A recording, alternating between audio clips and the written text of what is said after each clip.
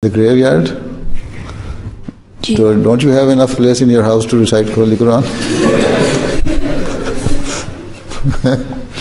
If it's necessary, if you are standing there, you see, there are some people who have assigned some duties in the graveyards.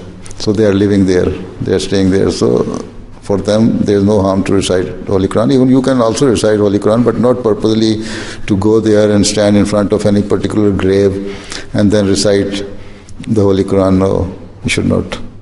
You can pray for the person who is buried in that grave. You can recite Surah Fatiha, Durood Sharif, and pray for him. But not that purposely recite the Holy Quran and think that he is listening to what you are reciting. That is not advisable.